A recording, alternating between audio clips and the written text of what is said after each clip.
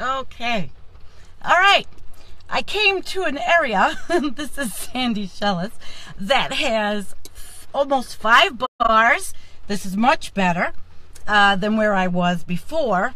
So we're going to start this again. And I left the other one up so that anybody that was watching will come and join again, as I was talking about some interesting stuff, and really interesting stuff, actually. And I want to go on because it's been quite a few days. Hey, there's a lot of good people joining us. This is awesome. All right. So I've had a few days of just, inside controversy, trying to learn, reading an awful lot. And I came upon a really cool article today, but I wanted to talk about another Facebook commentator whose name is Red Llama Music, and his name is Kevin. And Kevin is a pretty awesome guy. He does a lot of similar things. He talks about abrupt climate change, which you all know that I am very much into abrupt climate change, and I'm trying to get this thing to be in a position where I can easily manage to look at you and my iPad without having problems. This has got to go right. All right.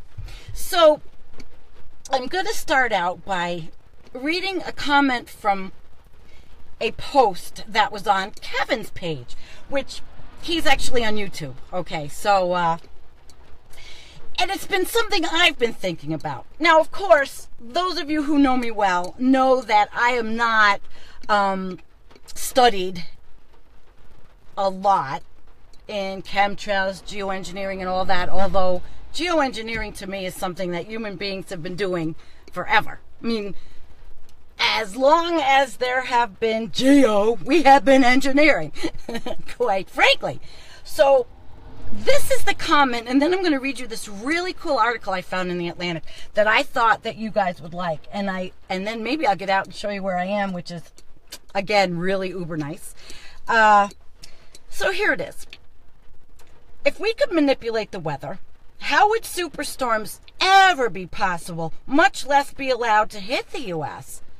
These events cause billions in damages, kill citizens, and convince more people that global warming is real, which is damaging to the elites.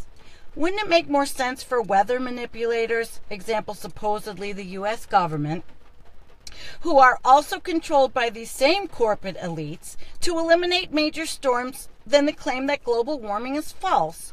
If someone can make a great argument and convince me otherwise, let's hear it. Well, I just thought that was a good comment. I won't say the person's name or anything like that. I liked it. It was part of a whole discussion that was going on Kevin's video. So I'm going to go to this article because I really think you guys will like this, and we'll go from there. And I see a lot of cool people have joined. Hello. Well, everybody's always cool. This article was in Atlantic, and I loved it, all right? So we're going to go through this. Maybe not the whole entire thing, but just enough to give you an idea of what it's about. And it's called The Chemist Who Thought He Could Harness Hurricanes. His name was Irving Langmuir, and it starts out with his ill-fated attempts at seeding storms show just how difficult it is to control the weather. And I suppose that the article is going to show us that. So I'll start with the beginning. The chemist Irving Langmuir had already won a Nobel Prize, but he screamed in delight during an experiment before. It was November 13th, 1946. He was standing in a control tower at the Schenectady, New York airport, watching a small prop plane go buzzing overhead. 14,000 feet above him, his assistant was leaning out the plane's window, tossing pellets of dry ice into a cloud. Seconds later, the cloud began to writhe as if in torment, one witness recalled. Within 5 minutes, the cloud had disappeared, transformed into rain. Even before the plane landed, he raced off to the telephone to make a call to a reporter. Mankind, he shouted into the receiver, had finally learned to control the weather. So he was just thrilled. In his day job, Langmuir studied surface chemistry at General Electric Labs in upstate New York. And I remember actually where that was. In contrast to most corporate labs, at GE, he had a free hand to research whatever he fancied.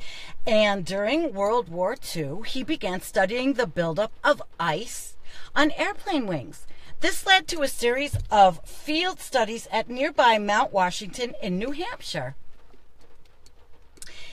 And the mountain often produced mists of supercooled water that, despite registering far below 32 degrees Fahrenheit, refused to freeze into ice.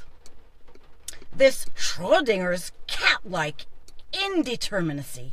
How could water not freeze below its freezing point? It intrigued Langmuir even more. So he actually then engaged another guy named Vincent Schaefer. And Schaefer got a freezer, a $240 open top freezer, and they were working on introducing cold air to introduce the moisture, which became super cooled. Yet week after week, no matter how he varied the conditions in the freezer, the water in his breath never condensed to ice. So one sweltering July day, when the freezer was struggling to keep cold, Schaefer popped over to the lab next door and borrowed a block of dry ice, which is frozen CO2, to tuck into one corner. It changed everything. It did. The instant he lowered the cube into the freezer, millions of ice crystals began twinkling in the mist. They then wafted down onto the black velvet, glittering like microscopic diamonds. Schaefer thought at first that the dry ice had induced a chemical change in the mist, but further experiments ruled that out. Rather, the temperature of the dry ice seemed to be the key. Whereas the temperature in the GE freezer bottomed out at -9 degrees Fahrenheit, the frozen CO2 was below -100 degrees Fahrenheit. When exposed to such brutal, unnatural cold, even super-cooled water, said Uncle, and formed ice. So it got this Langmuir thinking. Now, scientists at the time, they knew that clouds in the sky were basically loose bags of supercooled water. They also knew that most rain actually begins falling from the sky as ice crystals, which melt on their way down. Langmuir reasoned that if he peppered clouds with dry ice, which essentially is cloud seeding, perhaps he could shock the supercooled water and create rain artificially. This led to his renting a plane that November and sending Schaefer up with 6 pounds of dry ice pellets just to see what happened. 20 minutes later, Langmuir was roaring about making history. So I am going to go on a little bit more, and he built this thing on James Espy's general theory of cloud formation. Espy said that clouds form when pockets of warm, less dense air rise into the sky. At some point, the water vapor in them cools and condenses into droplets of liquid water. We on the ground, we see these as clouds. As early balloonists knew, air provides a buoyant upward force on anything suspended within it, water droplets included. So we're going to go, because I'm not going to keep you forever and read the whole thing, because I want you guys to read it yourself. But Langmuir kept going on. He wanted to come up with this weather manipulation thing. He wanted to be famous. And his plan was to neuter hurricanes, which involved a series of observations and deductions, with each step built upon the last. The observations began with the structure of hurricanes, which are basically swirling windstorms centered around an eye, which we're seeing. Per the cliche, the eye is calm, but the boundary between the eye and the rest of the storm, called the eye wall, is the most destructive part, with wind speeds often toppling 150 miles per hour. That's awfully fast, and you'd think a vortex that violent would tear itself apart. After all, anything that spins should feel a centrifugal force pulling it outward, the same force that makes you fly off a merry-go-round if you aren't holding on tight. And actually, as funny as this sounds, I fell years and years ago off a broken stool that was like going around and around and around and threw me off. Actually really happened to me, and it actually broke my back. And so I know this firsthand, guys. I do. I really do. So hurricanes are no exception. This onward tugging force threatens to wrench them apart. But there's another force to consider, however, one based on pressure differences. You see, the eye wall consists of air at high pressure, the eye of air at low pressure. And because air always tries to flow from high pressure to low pressure, the second force acts inward. And it countering that centrifugal force and keeping the hurricane compact. So this is a bit about learning about hurricanes also in this article, which I loved. So they called it Project Cirrus. And the task was simple. He wanted to disrupt the balance. Langmuir's plan was this. Pilots in sturdy airplanes would plunge into the eye wall and seed it with dry ice or silver iodide. Per the discussion that we've just had in this article, the chemicals would act as seeds and force any supercooled water there to transform into ice crystals. So as ice forms in the eye wall, the surrounding air absorbs the heat that gets released. And absorbing heat should make this air expand according to gas laws. Once it expands, the pressure should drop because the air molecules are farther apart. This in turn should reduce the pressure difference between the eye and the eye wall. As a result, the inward-facing force knits the storm together should decrease. The outward centrifugal force should therefore get the upper hand and widen the eye. Well, almost there, right? Widening the eye wouldn't just make the hurricane go poof and disappear. Storms are way too big for that. But widening the eye would decrease the wind speed. That's because the speed of a spinning object depends on its width. It might sound a little obscure, but we've seen this happen in figure skating. Whenever somebody spins with his arms tucked in, which is a small radius, he spins fast. When he widens his arms, he slows down. Same with hurricanes. When the eye widens, they slow down, and widening the eye is critical because the destructive force of a hurricane depends on the square of the wind speed. Man, this is, to me, I thought this was great. I love this. I'm learning. I thought it was really, really interesting. I really wanted to share it with you guys. So to summarize this chain of deductions, Langmuir proposed that seeding hurricanes would create ice and release latent heat. This in turn would widen the eye and reduce the destructive power of the storm. Just needed testing. And that is where the trouble had started. So this was in 1947. And there was a hurricane named Kay that sliced through Miami and began drifting northeast into the Atlantic Ocean. So they decided, these people that were doing this Project Cirrus, they decided to do Langmuir's experiment. And I'm going to go down a little bit because, there were people that were saying, oh my gosh, this isn't going to work, this is nothing. And there were criticisms which, they say in the article, which applied to hurricane huntings. Hurricanes change in size and direction on their own all the time, constantly waxing and waning in strength. So it was impossible to tell whether seeding actually caused the changes Langmuir took credit for in his experiments.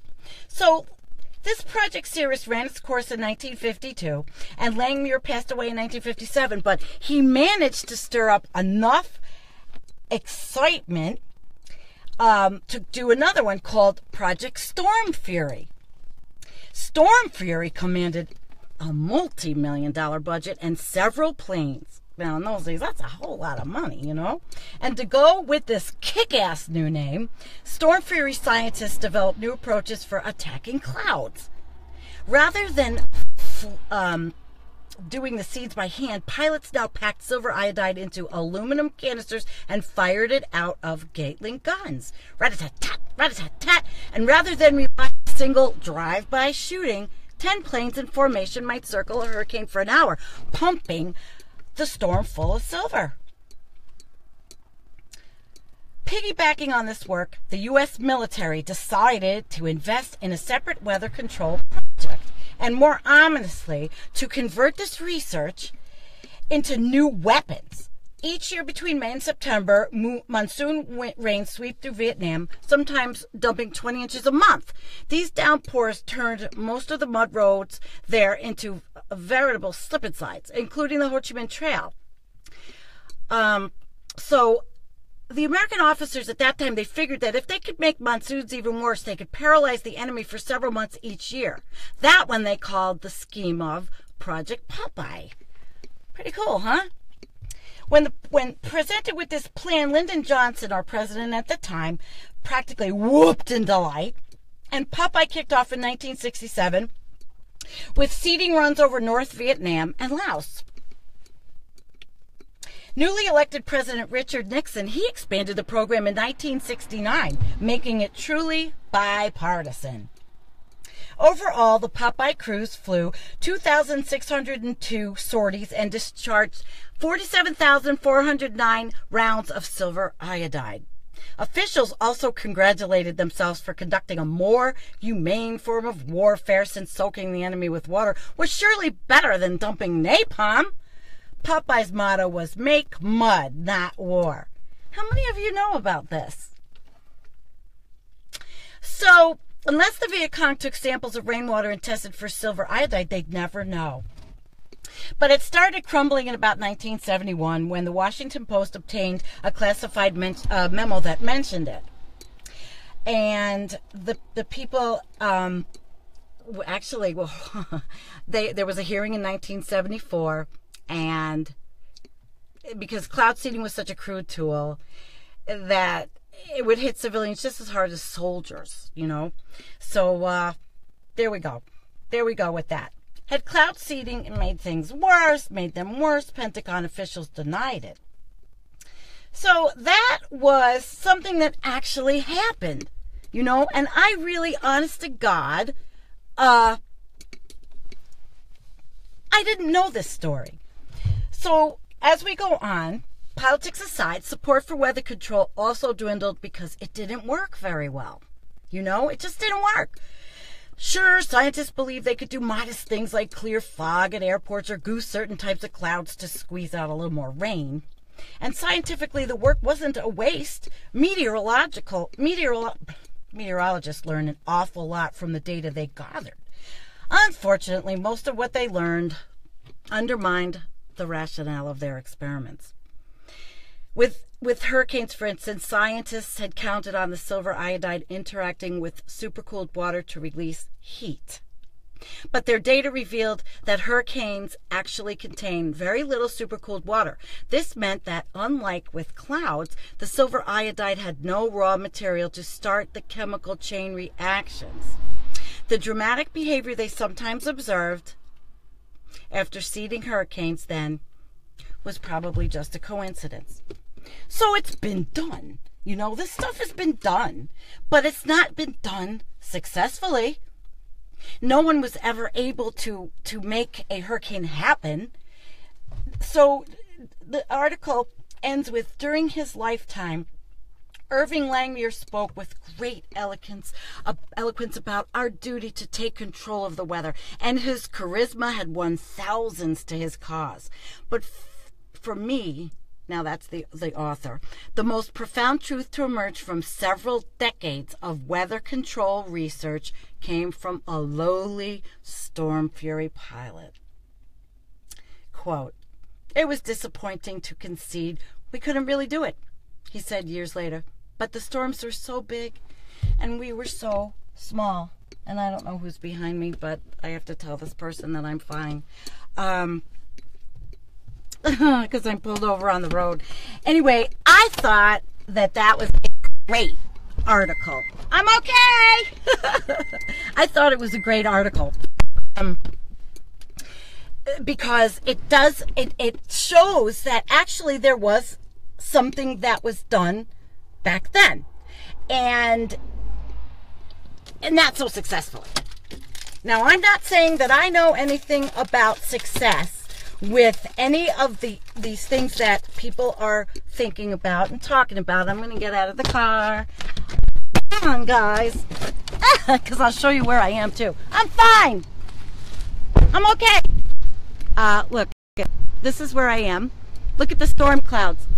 It's pretty amazing, isn't it? And all of the windmills are all the way down there.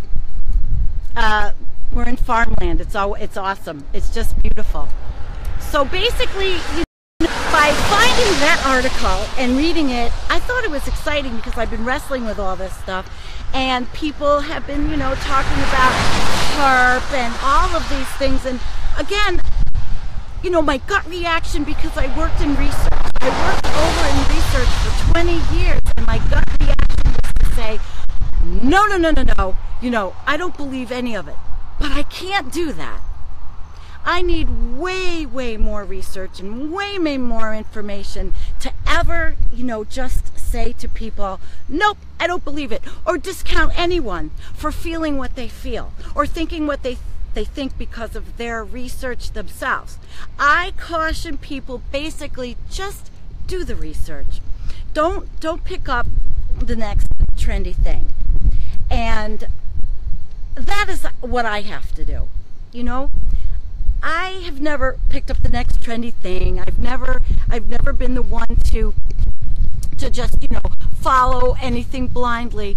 But again, as I say in the beginning, I wrestled with a lot of this stuff in the last few days since Harvey because of what people were saying and people were doing and things that I've been reading and comments and commenters and all of it, that it really gave me a headache. I mean, it really did. So when I saw this article today, I said, oh my gosh, I've got to read it to everybody. And I'm going to publish it so you can read it for yourself. I didn't know this history. I thought it was fascinating history. And a little view one more time. I don't know why this person is worried about me. It looks like a farmer. Maybe I got to move.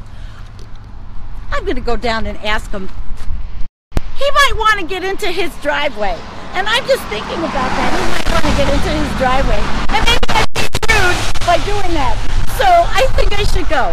But I'm glad I shared the article with you guys. I'm glad I gave you a look at where I am, which is so beautiful. I really appreciate that you're here with us at Environmental Coffee House. Never stop thinking, never stop questioning, and never stop learning. Peace. Have a great day. Mwah. I love you.